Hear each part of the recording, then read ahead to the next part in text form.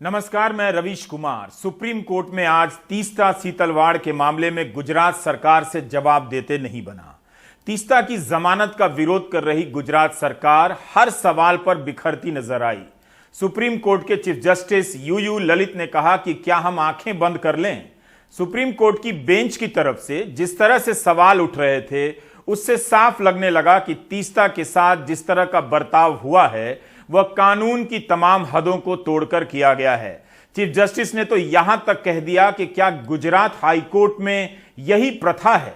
उनकी बेंच इस बात से नाराज नजर आई कि एक महिला की जमानत के मामले में 6 हफ्ते बाद की सुनवाई की तारीख क्यों दी गई। सुप्रीम कोर्ट ने गुजरात सरकार से पूछा है कि ऐसे मामलों की जानकारी दीजिए जब महिला की जमानत के मामले को 6 हफ्ते बाद टाला गया हो। अब बताना पड़ेगा कि क्या तीस्ता को लंबे समय तक जेल में रखने के लिए सारा कुछ किया गया। सुप्रीम कोर्ट के सवाल और कपिल सिब्बल की दलील के सामने आज सॉलिसिटर जनरल तुषार मेहता सिर्फ एक ही बिंदु के सहारे टिके नजर आए कि इसकी सुनवाई हाई कोर्ट में हो रही है, वही होनी चाहिए। लेकिन सुप्रीम कोर्ट ने हाई कोर्ट में सुनवाई की तारीख को लेकर गंभीर सवाल उठा दिए। अब इस मामले की सुनवाई शुक्रवार यानी 2 सितंबर को दोपहर 2 बजे होगी। पिछली सुनवाई में सुप्रीम कोर्ट ने गुजरात सरकार से हलफनामा मांगा था। गुजरात सरकार तीस्ता की जमानत का विरोध कर रही थी। इस हलफनामे में गुजरात सरकार ने कई तरह के आरोप लगाए, मगर सुप्रीम कोर्ट के चीफ जस्टिस के सवाल भारी पड़ गए। गुजरात सरकार ने आरोप लगाया कि तीस्ता ने वरिष्ठ राजनेता के इशारे पर पैसे लेकर तत्कालीन मुख्यमंत्री नरेंद्र मोदी के खिलाफ साजिश रची। गुजरात सरकार ने कहा कि एफआईआर सुप्रीम कोर्ट के फैसले पर आधारित नहीं है, लेकिन सुप्रीम कोर्ट ने कह दिया कि एफआईआर केवल कोर्ट के आदेशों पर ही लगती है। राज्य सरकार ने कहा कि कई सारे सबूत मिले हैं कि तीस्ता ने सबूतों को गढ़ने की कोशिश की है, लेकिन सुप्रीम कोर्ट ने उसे ही लेकर सवाल कर दिया कि सबूत क्या हैं। सुप्रीम कोर्ट ने अपने आदेश में कहा था कि तीस्ता ने अन्य आरोपी व्यक्तियों के साथ साजिश को अंजाम देकर राजनीतिक, वित्तीय और अन्य भौतिक लाभ प्राप्त करने के लिए आपराधिक कृत्य किए। गुजरात सरकार ने अपने हलफनामे में भी इसका जिक्र किया है। इसके बाद भी सुप्रीम कोर्ट गुजरात सरकार के जवाब से संतुष्ट नहीं हुआ। यह मामला गुजरात हाईकोर्ट में लंबित है, जहां 19 सितंबर को सुनवाई होनी है। सुनवाई के पहले जस्टिस यूयू ललित ने कहा कि मैं सोहराबुद्दीन मुठभेड़ केस में कुछ आरोपियों के लिए बतौर वकील पेश हो चुका हूं। अगर आपको कोई दिक्कत नहीं है तो सुनवाई करेंगे। तीस्ता के वकील कपिल सिब्बल ने कहा उन्हें कोई आपत्ति नहीं है, जिसके बाद कोर्ट ने इस मामले में सुनवाई शुरू की। Chief justice U U Lalit, justice S Ravindra Bhat और जस्टिस सुधांशु धुलिया की बेंच के समक्ष यह सुनवाई चल रही थी। तीस्ता की जमानत का विरोध करने सॉलिसिटर जनरल तुषार मेहता सामने आए और जमानत की पैरवी कपिल सिब्बल कर रहे थे। कपिल सिब्बल ने कहा कि सुप्रीम कोर्ट में उनका पक्ष नहीं सुना गया और ना ही उनसे हलफनामा मांगा गया।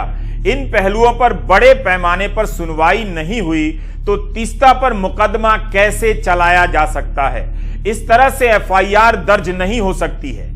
हमें एफआईआर की डिटेल बतानी चाहिए। एफआईआर में नहीं बताया गया है कि दस्तावेज क्या हैं। गुजरात सरकार के हलफनामे से साफ नहीं है कि अभियुक्त ने किस तरह के सबूत गढ़े। सिब्बल ने कहा कि उनके पास सबूत गढ़ने के भी सबूत हैं, सब सरकारी एजेंसी से तस्दीक किए हुए हैं। सुप्रीम कोर्ट की पहल पर एसआईटी भी बनाई गई, लेकिन एसआईटी दस्तावेजों की जांच नहीं कर रही है। सीबीआई ने भी तहलका टेप को विश्वसनीय माना था। कपिल सिब्बल ने कहा कि 24 जून 2022 को सुप्रीम कोर्ट का फैसला आता है और 25 जून को एफआईआर होती है। एफआईआर के बड़े हिस्से में सुप्रीम कोर्ट के फैसले को ही फिर से लिख दिया जाता है कि लोगों को फंसाने के लिए तीस्ता ने गवाहों को पढ़ाया लिखाया और झूठे सबूत गढ़े। तुषार मेहता सॉलिसिटर जनरल जो जमानत का विरोध कर रहे थे, उन्होंने कहा कि तीस्ता की जमानत याचिका गुजरात हाईकोर्ट के सामने लंबित है, इसलिए हमारी आपत्ति इस याचिका के सुनवाई योग्य होने को लेकर है। तुषार मेहता ने कहा कि तीस्ता को कोई विशेष राहत देने की आवश्यकता नहीं, इन सभी को सामान्य अभियुक्त की तरह हाईकोर्ट जाना चाहिए। सेशन कोर्ट के फैसले के खिलाफ हाईकोर्ट में अपील लंबित है, तो वो सुप्रीम कोर्ट कैसे आ सकती हैं? सुप्रीम कोर्ट के ही कई फैसले हैं कि हाई कोर्ट के फैसले का इंतजार करना चाहिए। लेकिन सर्वोच्च अदालत की तरफ से सवाल अलग तरह की खामियों को लेकर होने लगे थे। कोर्ट ने पूछा, एक महिला की जमानत के मामले में क्या 6 हफ्ते बाद की सुनवाई की तारीख दी जाती है? ऐसा कब होता है? क्या गुजरात हाईकोर्ट की यही प्रथा है? कोर्ट के सवालों से साफ हो रहा था कि तीस्ता सीतलवाड़ की गिरफ्तारी किस मकसद से की गई है। सुप्रीम कोर्ट ने यहां तक कह दिया कि 2 महीने से तीस्ता गिरफ्तार है। पुलिस को इस दौरान क्या सामग्री मिली है, क्या सबूत मिले हैं, क्या गिरफ्तारी से पुलिस को कुछ फायदा हुआ है? एफआईआर केवल कोर्ट के आदेशों पर ही लगती है। तीस्ता पर कोई यूएपीए जैसे आरोप नहीं है जो जमानत ना दी जाए। ये साधारण आईपीसी की धाराएं हैं। ये महिला अनुकूल फैसले की हकदार है। ये सवाल बता रहे हैं कि तीस्ता को जेल में रखने के लिए जेल में रखा गया होगा।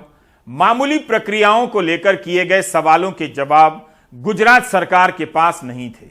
26 जून को तीस्ता सीतलवाड़ को गिरफ्तार किया गया। उनके साथ गुजरात के पूर्व पुलिस महानिदेशक आरबी श्री कुमार भी गिरफ्तार हुए।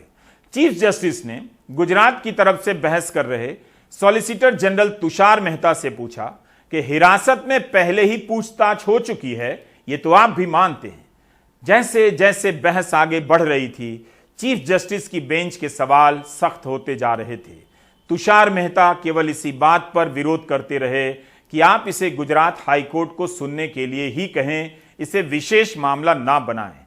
चीफ जस्टिस यूयू ललित ने हाईकोर्ट द्वारा 6 हफ्ते का वक्त देने पर भी सवाल उठाए और कहा कि 3 अगस्त को नोटिस जारी कर 19 सितंबर को केस की सुनवाई तय की गई। क्या बेल के मामले में 6 हफ्ते का समय देना चाहिए?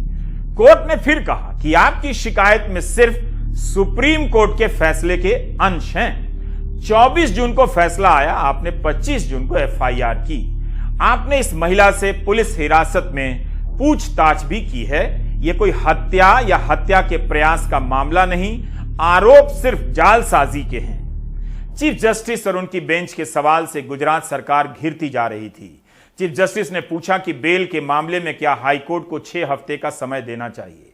हाल ही में सुप्रीम कोर्ट की 2 जजों की बेंच ने जमानत को लेकर एक गंभीर टिप्पणी की और आदेश दिया। जस्टिस संजय किशन कौल और जस्टिस एमएम सुंदरेश ने कहा, हाईकोर्ट में जमानत देने की कोई निश्चित प्रक्रिया नहीं है, जबकि कानून के हिसाब से जेल अपवाद है और जमानत नियम है। जब तक दोष साबित नहीं हो जाता, माना जाता है कि आरोपी निर्दोष है। किसी भी लोकतंत्र में यह धारणा नहीं बननी चाहिए कि यह पुलिस राज्य है।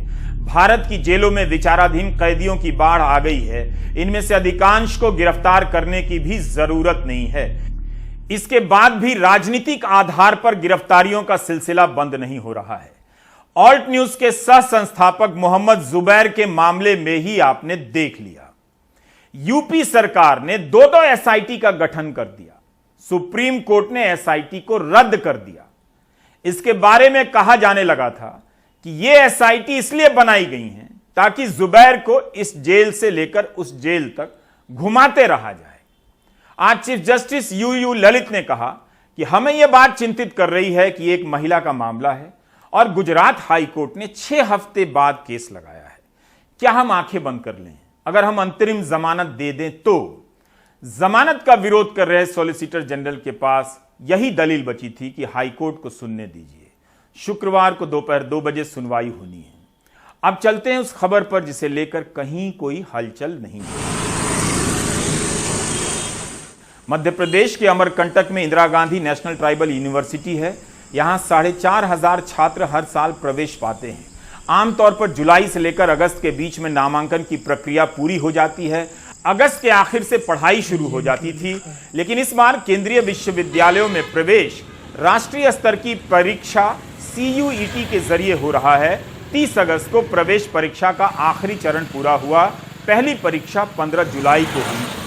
1.5 महीने लग गए केवल परीक्षा के पूरे होने में। अभी नतीजे आने हैं, नामांकन की प्रक्रिया भी पूरी होनी है। एक राष्ट्र एक परीक्षा टाइप के नारों की दुर्गति पर समाज चुप है। दिल्ली विश्वविद्यालय में तो 15 जुलाई के बाद से पढ़ाई शुरू हो जाया करती थी। ऐसा लग रहा है कि सितंबर भी बिना पढ़ाई के बीत जाने वाला है। कोविड के कारण ऐसे ही पहले के सत्र देरी से चल रहे हैं और उसके बीच में प्रवेश की नई व्यवस्था लाद दी गई, जिसके कारण 3 महीने का नुकसान हो गया है।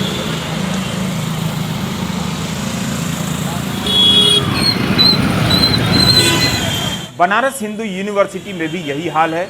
जब यह यूनिवर्सिटी अंतर्राज्यीय परीक्षा कराया करती थी तब करीब करीब 5 लाख छात्र फॉर्म भरते थे। इसके बाद भी यह यूनिवर्सिटी अपने स्तर पर जुलाई तक नामांकन की प्रक्रिया पूरी कर लेती थी और पढ़ाई शुरू हो जाती थी। छात्रों को छात्रावास वगैरह सब मिल जाता था, लेकिन इस साल कुछ भी नहीं हुआ है। हर साल बनारस हिंदू विश्वविद्यालय में 16,000 छात्र दाखिला लेते हैं। इस साल दाखिला कब होगा, पढ़ाई कब शुरू होगी, किसी को पता नहीं। यहां भी कोविड के कारण सभी सत्र अनियमित हो चुके हैं। इन सभी केंद्रीय विश्वविद्यालयों में प्रथम वर्ष की पढ़ाई अभी तक शुरू नहीं हुई है। जिस तरह के हालात हैं, लगता है नामांकन पूरे होने और पढ़ाई शुरू होते होते अक्टूबर आ जाएगा। जुलाई, अगस्त, सितंबर का महीना बिना पढ़ाई के बीतने जा रहा है। ऐसा लगता है कि देश की प्राथमिकताएं बदल गई हैं। शिक्षा व्यवस्था लापता हो चुकी है। 15 लाख छात्रों ने इसके लिए फॉर्म भरे। इतनी बड़ी संख्या में छात्र पढ़ाई शुरू होने का इंतजार कर रहे हैं। क्या उनके परिवारों ने दिन रात इसकी चर्चा की है? कहीं लिखा पढ़ा है कि ऐसा क्यों हो रहा है? इसके लिए कौन जिम्मेदार है? प्रोपेगेंडा ने जनता के विवेक को नष्ट कर दिया है। इसकी जवाबदेही किसकी है कि 3 महीने में परीक्षा पूरी नहीं हुई? 1.5 महीने लग गए केवल परीक्षा पूरी होने में। अभी नतीजे नहीं आए हैं, काउंसलिंग शुरू नहीं हुई है, नामांकन की प्रक्रिया पूरी नहीं हुई है। जब पूरी तैयारी नहीं थी तब इस साल से यह व्यवस्था क्यों थोपी गई? और तो और अखबारों को पलटिए तो नई शिक्षा नीति पर गृहमंत्री अमित शाह के बयान ही ज्यादा मिलने लगे, छपने लगे। क्या इसकी जवाबदेही भी गृहमंत्री की होगी कि 3 महीने में भी इस साल प्रवेश क्यों नहीं हुआ? इस साल मार्च से अगस्त के बीच कई अखबारों में नई शिक्षा नीति को लेकर आपको गृहमंत्री अमित शाह के बयान मिल जाएंगे, जिनसे इन अखबारों ने हेडलाइन सजाई। Times of India, Indian Express, Deccan Herald, Hindustan Times, Business Standard, Financial Express, Amar Ujala, News on AIR. किसी में अमित शाह कहते हैं प्रधानमंत्री ने नई शिक्षा नीति में गांधी के विचारों को शामिल किया। कहीं कहते हैं मोदी सरकार कर्नाटक के लिंगायत मठ की शिक्षा को लागू कर रही है। कहीं कहते हैं क्षेत्रीय भाषाओं से शिक्षा में क्रांति आ जाएगी। कहीं कहते हैं विश्वविद्यालयों को विचारधारा की रणभूमि नहीं बनने देना चाहिए। नई शिक्षा नीति भारत को फिर से विश्व गुरु बनाएगी। नई शिक्षा नीति से मोदी ने रखी महान भारत की नींव। गृह मंत्री अपने मंत्रालय की रिपोर्ट पर नहीं बोलते कि 2 साल में 80,000 दिहाड़ी मजदूरों ने आत्महत्या की है। उसके क्या कारण रहे होंगे, मगर शिक्षा नीति पर उनके बयान दमदार तरीके से छप रहे हैं। तब उन्होंने मुझे कहा था कि आप भी एक विषय पर बोलने के लिए आइए, मगर मुझे एक बात अध्यक्ष जी की समझ में नहीं आती है कि राष्ट्रीय शिक्षा नीति पर गृह मंत्री को क्यों बुलाया है बोलने के लिए। क्या गृह मंत्री के पास इतना वक्त है कि इन्हें पता नहीं होता कि शिक्षा नीति पर क्यों नहीं बुलाया गया और बोलने के लिए भोपाल चले गए? दिल्ली से चलने से पहले पता तो होगा कि नई शिक्षा नीति पर बोलने के लिए बुलाया जा रहा है।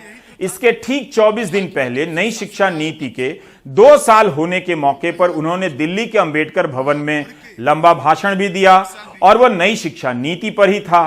भोपाल में अमित शाह ने कहा कि भारतीय शिक्षा पद्धति में रिसर्च पर जोर होता था। क्या अमेरिका, यूरोप की यूनिवर्सिटी में रिसर्च नाम की कोई बुलबुल चिड़िया नहीं होती थी? दुनिया की बाकी यूनिवर्सिटी रिसर्च नहीं कर रही हैं तो क्या कर रही हैं? रटे रटाए ज्ञान से मार्क्स बढ़ सकते हैं। रटे रटाए ज्ञान से नौकरी भी मिल सकती है। रटे रटाए ज्ञान से अच्छे से बनाए हुए नियमों से नौकरी कर आप रिटायर्ड भी हो सकते हो। मगर बड़ा बनना है तो चिंतन, तर्क, विश्लेषण, निर्णय, नीति और नीति का क्रियान्वयन, ये प्रक्रिया से हर व्यक्ति को प्रेरित होना ही पड़ता है। आज तक हमारी शिक्षा नीति के अंदर इसकी कोई व्यवस्था नहीं है। मैं अभी बच्चों का, और ये मैं तैयार किए हुए भाषण में नहीं था, बच्चों ने जब मुझे नृत्य नाटिका बताई, वो देखकर मैंने कहा ये सारी चीजें हमारी शिक्षा नीति के अंदर है। 21वीं सदी ज्ञान की सदी है। भारत के युवाओं को 21वीं सदी के विश्व के अनुरूप बनाना, विश्व के युवाओं की स्पर्धा में भारत का युवा उन्नत मस्तक के साथ खड़ा रहे, इनसे स्पर्धा करे और विजयी होकर आए, इस प्रकार के युवा बनाना इस शिक्षा नीति का हमारा उद्देश्य है। अगर व्यक्ति के अंदर क्षमता है, अभिव्यक्ति किसी भी भाषा में हो, कोई उसको इसकी क्षमता को नकार नहीं सकता। पहली बार राष्ट्रीय शिक्षा नीति के अंदर नरेंद्र मोदी जी ने इसके बीज डालने का काम किया है। मुझे पूरा भरोसा है कि 20-25 साल में ये जो बीज डाले हैं वो वटवृक्ष कर न केवल भारतवर्ष, समग्र विश्व को छाया देने का काम करेगा। नई शिक्षा नीति के भाषण को गौर से सुना कीजिए। उसमें नीति कम होती है, उद्देश्य ज्यादा होता है। उन उद्देश्यों को बड़ा बताने के लिए चरित्र, चुनौती, चिंतन, निर्णय क्षमता से भाषण का पन्ना भर दिया जाता है। नई शिक्षा नीति का यह दूसरा साल है। हालत यह है कि किसी भी केंद्रीय विश्वविद्यालय में नए सत्र की पढ़ाई शुरू नहीं हो सकी है। मध्य प्रदेश में यह बच्चा मां की गोद में मर गया क्योंकि अस्पताल में डॉक्टर नहीं था। इस बच्चे का नाम ऋषि था। कई घंटों तक डॉक्टर का ही इंतजार होता रहा। हम सब जानते हैं कि अस्पतालों में डॉक्टरों की तैनाती का सच क्या है, लेकिन इसकी जवाबदेही मंत्री नहीं लेंगे, किसी अधिकारी को निलंबित कर दिया जाएगा। भारत के अखबारों में पुर्तगाल के स्वास्थ्य मंत्री की खबरें छपी हैं कि एक गर्भवती भारतीय महिला को इलाज नहीं मिला तो उसकी नैतिक जिम्मेदारी लेकर पुर्तगाल की स्वास्थ्य मंत्री ने इस्तीफा दे दिया। हर दिन भारत के राज्यों से इस तरह की तस्वीरें देखने को मिलती हैं। किसी स्वास्थ्य मंत्री को फर्क नहीं पड़ता है। कोई पहली बार नहीं है जब अनुराग द्वारी ने ऐसी रिपोर्ट भेजी है।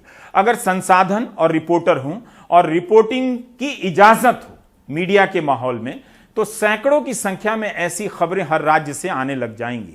मगर गोदी मीडिया के दौर में रिपोर्टिंग बंद हो चुकी है। अगर वीडियो वायरल होता हुआ ना पहुंचे तो ऐसी खबरें दिखनी बंद हो जाएं, बल्कि जल्दी ही बंद होने वाली हैं। ज्यादा मुद्दा बनेगा तो सरकार 10-20 एम्बुलेंस लाकर उद्घाटन कर देगी और हेडलाइन छप जाएगी। सबको पता है कि अस्पताल पहले डॉक्टर और इलाज की सुविधाओं से बनता है, एम्बुलेंस और बीमा से नहीं। लेकिन लोग हैं कि थाली बजाने के स्तर से ऊपर ही नहीं उठना चाहते। आप क्या कर लेंगे? 5 साल का मासूम कुछ दिनों पहले पैर जल गया। डॉक्टरों को लगता है सेप्टिसीमिया हो गया। गरीब माँ बाप सरकारी अस्पताल लेकर आए, घंटों बैठे रहे। माँ बार बार बेटे से उठने को बोलती, बेटा उठ जा, उठना बेटा, लेकिन वो नहीं उठा। तस्वीरें बरगी आरोग्यम केंद्र से आई।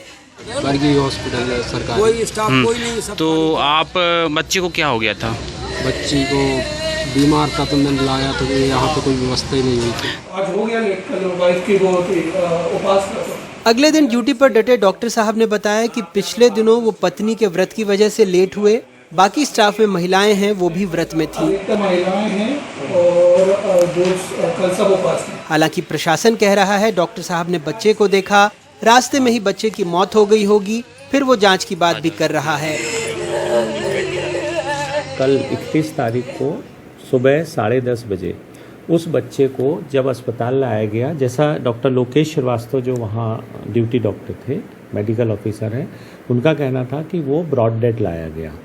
उन्होंने उसे देखा, लेकिन निश्चित तौर पे ये कहा जा सकता है कि बच्चे की या तो रास्ते में मृत्यु हो गई लाने में, क्योंकि जैसा उसका घर बताया गया मुझे करीब 47 किलोमीटर दूर है और उसके पास चरगवा अस्पताल और भिड़की अस्पताल भी नज़दीक में था।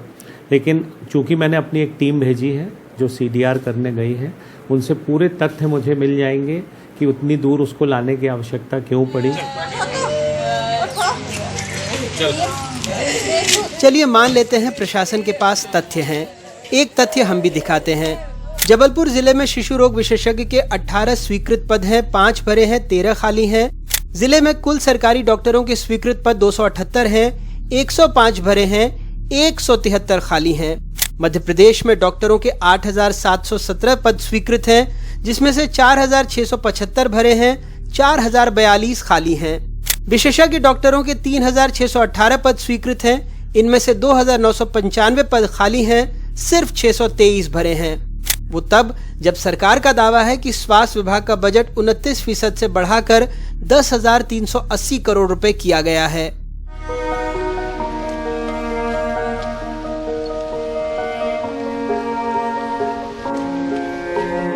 आज लाल परेड ग्राउंड में अद्भुत दृश्य है। जहां तक देख रहे हैं,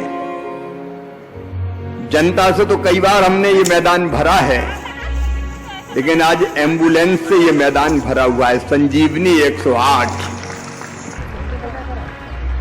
ये मात्र एम्बुलेंस के लोकार्पण का कार्यक्रम नहीं है, ये जनता की जिंदगी बीमार जो होती है, ऐसे बहनों और भाइयों की जिंदगी बचाने का महाअभियान है। सरकार हर दलील दे सकती है, लेकिन तथ्यों पर, तस्वीरों पर क्या ही कहेगी, जो दुखद हैं, शर्मनाक हैं, दलीलों से परे हैं। महामारी से पहले मध्य प्रदेश के स्वास्थ्य मंत्री कांग्रेस में थे, लेकिन महामारी आई तो वो कूद कर दुनिया की सबसे बड़ी पार्टी में चले गए ताकि कोरोना से बेहतर ढंग से लड़ा जा सके। महकमा वही रहा। पेशे से डॉक्टर हैं, तो हमें लगा बच्चे की मौत पर कुछ बोलेंगे, कम से कम ट्विटर पर कुछ लिखेंगे। लेकिन ट्विटर पर वो दुष्यंत कुमार के बारे में लिख रहे थे कि कैसे सरल और सहज भाषा में वो आम आदमी की पीड़ा कहते थे। सो हमें भी दुष्यंत कुमार याद आ गए। उन्होंने कभी लिखा था, आपके टुकड़ों के टुकड़े कर दिए जाएंगे, मगर आपकी ताजीम पर कोई कसर होगी नहीं। एक और बात, कल मिला नुमाइश में वो चीथड़े पहने हुए, मैंने पूछा नाम तो बोला हिंदुस्तान है। जैसे इतना कुछ सुनने के बाद आप आज के दौर के मंत्रियों से पुर्तगाल वाली नैतिकता की उम्मीद मत कीजिएगा। जबलपुर से संजीव चौधरी और भोपाल से कैमरा पर्सन रिजवान खान के साथ अनुराग द्वारी, NDTV इंडिया।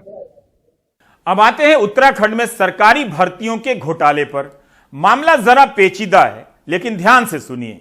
हर दिन नए नए तथ्य सामने आ रहे हैं।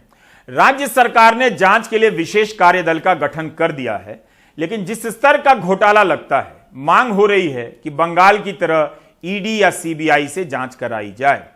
सीबीआई और ईडी का इंतजार उत्तराखंड में हो रहा है, मगर दिल्ली से टीम रवाना नहीं हो रही। इस घोटाले से कोई भी विभाग नहीं बचा है। एक विभाग की भर्तियों में घोटाले की बात सामने आती है तो अगले ही दिन दूसरे विभाग की भर्तियों के घोटाले के राज खुलने लग जाते हैं।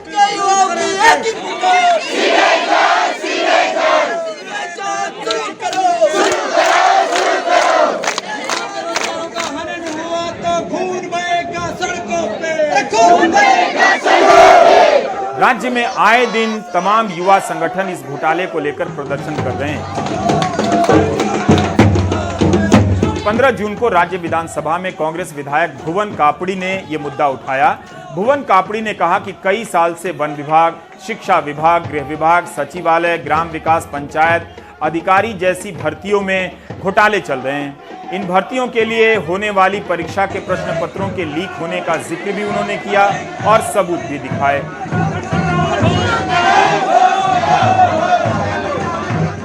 2016-17 में वीडियो का एग्जाम रद्द हुआ, जो कि अधीनस्थ सेवा चयन आयोग के द्वारा कराया गया। फॉरेस्ट गार्ड भर्ती, जिसमें खुला आपको सोशल मीडिया के माध्यम से देखने को भी मिला कि खुली इसमें धांधली हुई और 57 लोगों पर कार्रवाई करी। उसके बाद सहायक लेखाकार का एग्जाम हुआ, उसको रद्द किया गया। वन दरोगा का एग्जाम हुआ, वो कोर्ट में लंबित है। यूपीसीएल का अभी एग्जाम हुआ, उसको रद्द करना पड़ा। वीडीओ वीपीडीओ का एग्जाम हुआ, उसमें सारे लोग कोर्ट गए हुए हैं। मैं आपसे ये कहना चाहता हूं कि इस उत्तराखंड के युवाओं को आपके संरक्षण की आवश्यकता है। उसके बाद से राज्य के अखबारों में इस घोटाले को लेकर अनेक खबरें छप चुकी हैं। सोशल मीडिया में भी यह मुद्दा छाया हुआ है। राज्य के बेरोजगार युवा संगठन इस मामले में मुख्यमंत्री पुष्कर सिंह धामी से मिले और उन्हें पेपर लीक होने के सबूत दिखाए, नतीजों में गड़बड़ियों के सबूत दिखाए। तब जाकर उन्होंने एसटीएफ से जांच के आदेश दिए।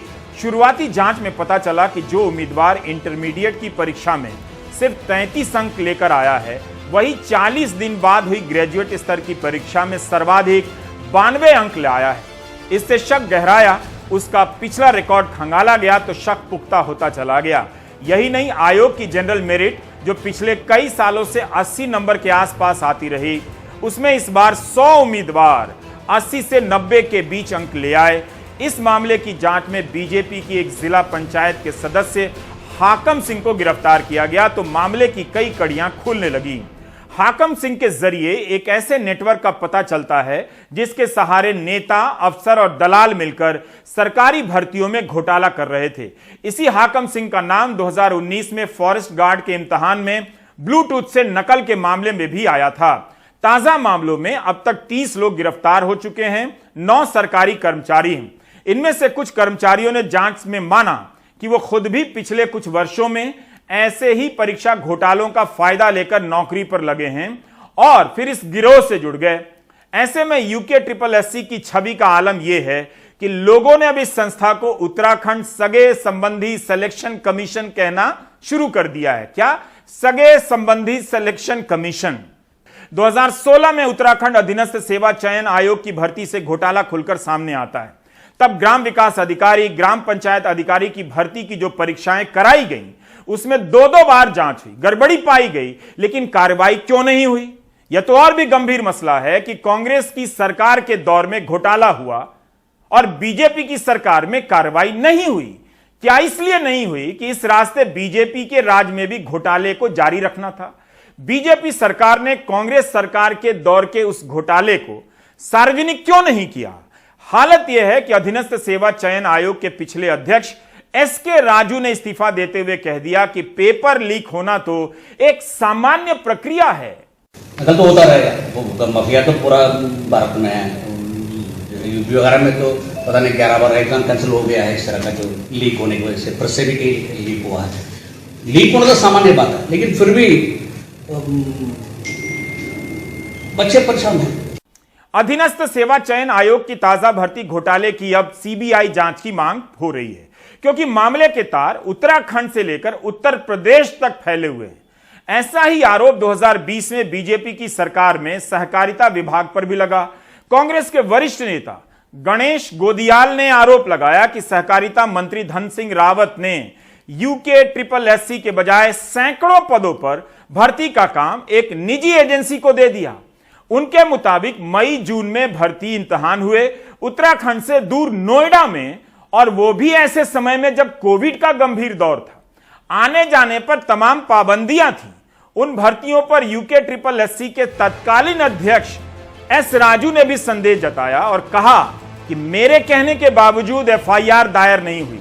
वैसे S राजू के दौर में हुई कई परीक्षाएं संदेह के घेरे में हैं। अभी आयोग के घोटाले ही सामने आ रहे थे कि विधानसभा के भीतर से भी भर्तियों के घोटाले बाहर आ गए।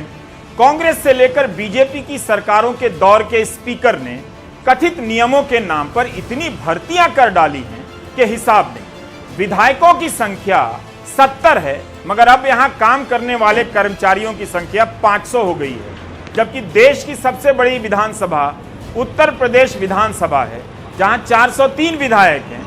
वहां उत्तराखंड से कम कर्मचारी।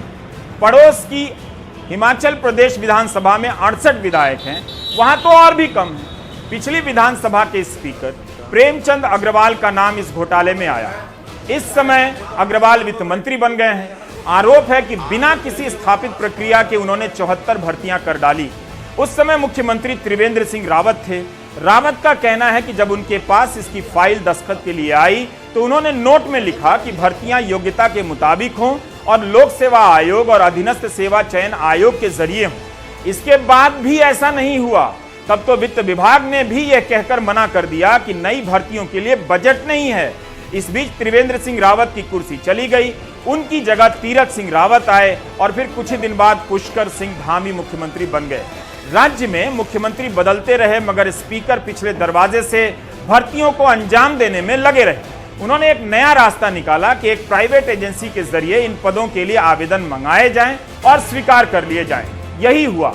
54 नियुक्तियों से बात शुरू हुई और संख्या का अंत हुआ 74 पर। आरोप है कि प्राइवेट एजेंसी ने परीक्षा भी नहीं कराई। चुन चुनकर मुख्यमंत्री के निजी स्टाफ में काम करने वाले लोगों के परिजनों से लेकर तमाम मंत्रियों, बीजेपी और RSS के पदाधिकारियों, और बड़े अफसरों के करीबियों को नियुक्ति दे दी गई। पत्रकारों के रिश्तेदारों के भी नाम आ रहे हैं। सोशल मीडिया में कई सूचियां घूम रही। ये लोग बिना वेतन के काम करते रहे। इस बीच बीजेपी की दोबारा सरकार आ गई और धामी ही मुख्यमंत्री बन गए। इस बार प्रेमचंद अग्रवाल वित्त मंत्री बन गए। वित्त मंत्री बनने के अगले ही दिन वित्त विभाग की मूल आपत्तियों को खारिज कर इन पदों पर भर्तियों को उन्होंने मंजूरी दे दी। यानी स्पीकर रहते बैकडोर से भर्तियां करवाई गईं और वित्त मंत्री बनते ही उन पर मुहर लगा दी गई। प्रेमचंद अग्रवाल अब अपनी की गई नियुक्तियों को सही ठहराने में लगे हैं, जबकि उनकी ही पार्टी के कई नेता इस मामले में जांच की मांग कर रहे हैं। तो ये 72 लोग रखने की ऐसी क्या जरूरत थी? उत्तर प्रदेश की विधानसभा हमसे कई गुना बड़ी है, उनकी संख्या कार्मिकों की हमसे कम है, हमारी इतनी ज्यादा है। आपने कहा ये तदर्थ हैं, इनको पहले दिन से सारी सुविधाएं मिल रही हैं।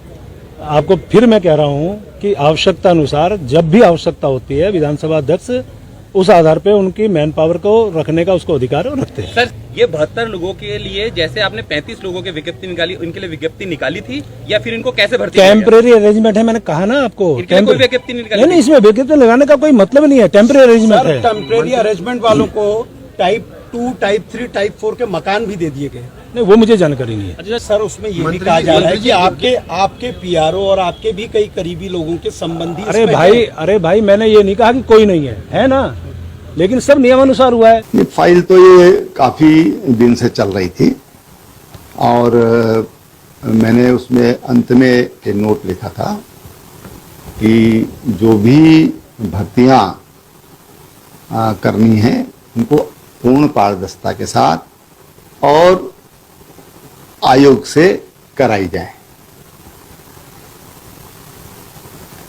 फिर मार्च के महीने में मैं हट गया। उसके बाद क्या हुआ उसकी जानकारी मुझे नहीं है। ये अभी जब समाचार पत्रों के माध्यम से मुझे जानकारी मिली कि विधानसभा में भर्तियां हुई हैं और तथाकथित रूप से उसमें अपनों को नौकरियां दी गई हैं, ये मुझे समाचार पत्रों के माध्यम से ज्ञात हुआ। गनीमत है कि यह घोटाला बिहार में नहीं हुआ, वरना जांच से पहले तेजस्वी यादव जेल में डाल दिए जाते। उत्तराखंड के वित्त मंत्री प्रेमचंद अग्रवाल ने स्पीकर रहते हुए जिस रास्ते से कथित रूप से भर्ती घोटाले को अंजाम दिया, उसी रास्ते से हरीश रावत की सरकार के वक्त विधानसभा स्पीकर रहे गोविंद सिंह कुंजवाल ने भी काम किया है। जबकि प्रेमचंद अग्रवाल को पिछली भर्तियों को लेकर कार्रवाई करनी चाहिए थी, लेकिन नहीं की। कांग्रेस के समय के स्पीकर ने तो क्लास 2 से लेकर क्लर्क तक की 154 भर्तियां बैकडोर से कर डाली। यह इतनी छोटी संख्या भी नहीं है कि स्पीकर रहते हुए प्रेमचंद अग्रवाल की नजर ना पड़ी हो। कांग्रेस के स्पीकर ने तो बेटे और बहू समेत कुंजवाल कुल के 8 सदस्यों को नौकरी दे दी। बेटे और बहू को क्लास 2 का अफसर बनाया। कुंजवाल ने पहले कहा कि वे इस योग्य थे कि उन्हें क्लास 2 अफसर बनाया जाए और उन्होंने अपने उसी विशेषाधिकार का इस्तेमाल किया जिसका इस्तेमाल उनके पूर्ववर्ती स्पीकर करते रहे। स्थानीय अखबारों के मुताबिक अब वो कह रहे हैं कि इस मामले में वो माफी मांगने के लिए तैयार हैं और इस मामले में अपने बच्चों को नौकरी देना नैतिक तौर पर गलत फैसला था। मेरे ऊपर एक आरोप ये लगा दिया गया, कल ये लगाया कि आपने अपने लड़के और अपने बहू को लगाया है। तो मैं बताता हूँ, इस प्रदेश के मुख्यमंत्री ने भी अपने बहू और लड़कियों को लगाया है। ये प्रारंभ से परिपाटी चली है। मुख्यमंत्री के सिफारिश पर लोग लगे हैं, उनके रिश्तेदार लगे हैं। उसमें मेरा साफ ये कहना है, मैंने 158 नियुक्तियाँ करी हैं। उसमें मैंने अपने जनपद, अपने क्षेत्र से लेकर के प्रदेश के, मतलब ऐसा क्षेत्र कोई नहीं होगा जहाँ की नियुक्तियाँ मैंने नहीं करी हों। और बहुत से नेताओं की सिफारिश पर भी मैंने नियुक्तियाँ करी हैं। और मैं दावे के साथ कह सकता हूँ, पूर्व मुख्यमंत्री की सिफारिश पर भी काम हुआ होगा, लगे होंगे एक आध। कुछ अधिकारियों की सिफारिश पर भी मैंने लगाए हैं। इतने साल से नौकरी का मुद्दा राजनीति के केंद्र में है, फिर भी इसकी पारदर्शी व्यवस्था नहीं बन पाई। रोजगार के क्षेत्र में युवाओं की हिस्सेदारी घटती जा रही है। ऐसा लगता है कि मान लिया गया है कि हमारे युवा व्हाट्सएप यूनिवर्सिटी के फॉरवर्ड मैसेज के आगे सोचना बंद कर चुके हैं। उन्हें जैसा कहा जाएगा वैसा ही करेंगे, लेकिन आप दर्शक वैसा कभी मत कीजिएगा। ब्रेक ले लीजिए।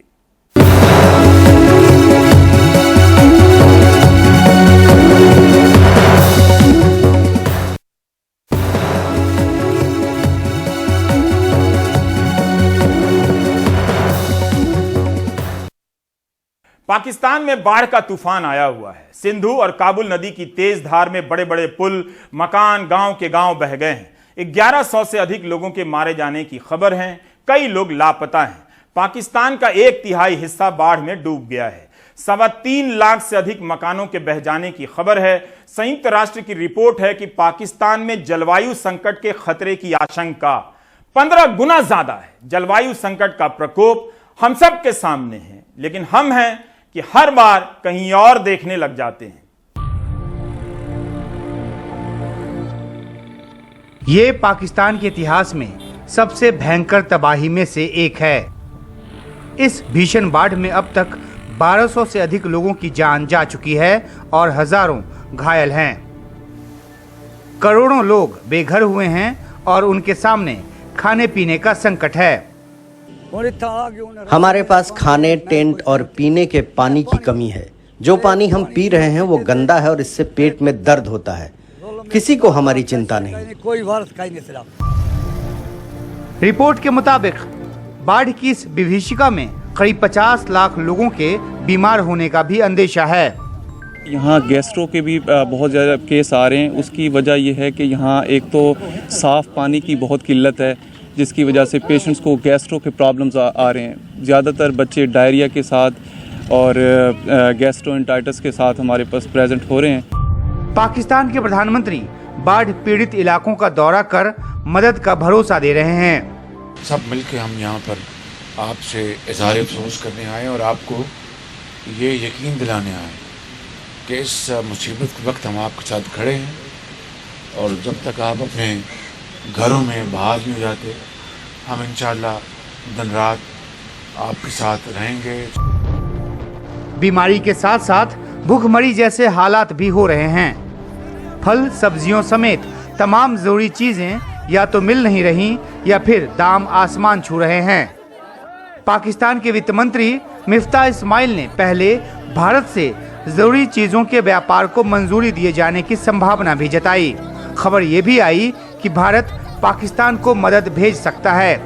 विदेशी पत्रकारों के साथ बातचीत में भारत से मिलने वाली किसी संभावित मदद के सवाल को पाकिस्तान के प्रधानमंत्री शहबाज शरीफ ने कश्मीर के हालात से जोड़ दिया। इसके बाद पाकिस्तान के विदेश मंत्री ने मदद की बात को ही टाल दिया। सबसे पहले मैं आपका जो भारत के बारे में सवाल था, इस वक्त जैसे आपने खुद कहा दूसरे सवाल में कि हमारा फोकस तो रिलीफ और रेस्क्यू पे है। जो आप ज़राअत की बात कर रहे हो, जो आप मईशत की बात कर रहे हो, ये बाद के सवाल आता है और उनका जवाब जब हम पूरा सिचुएशन का जायजा लेंगे तब हम दे सकते हैं। इस वक्त तक हुकूमत ये बिल्कुल हमारा ये सोच नहीं है, ना ही हमने ये फैसला लिया है भारत के हवाले से। प्रधानमंत्री मोदी ने 29 अगस्त को ट्वीट कर पाकिस्तान के बाढ़ पीड़ितों के प्रति हमदर्दी जताई। इस पर 31 अगस्त को पाकिस्तान के प्रधानमंत्री शहबाज शरीफ ने ट्वीट कर शुक्रिया कहा। लेकिन पाकिस्तान के बाढ़ पीड़ितों को पड़ोसी देश भारत से जो फौरी मदद मिल सकती है उसे लेकर दुविधा बरकरार है। दरअसल पहले भी आपदा के समय पाकिस्तान भारत से मदद लेने को अपनी तौहीन समझता रहा है। नई दिल्ली से उमाशंकर सिंह, एनडीटीवी इंडिया। आप देख रहे थे प्राइम टाइम। नमस्कार।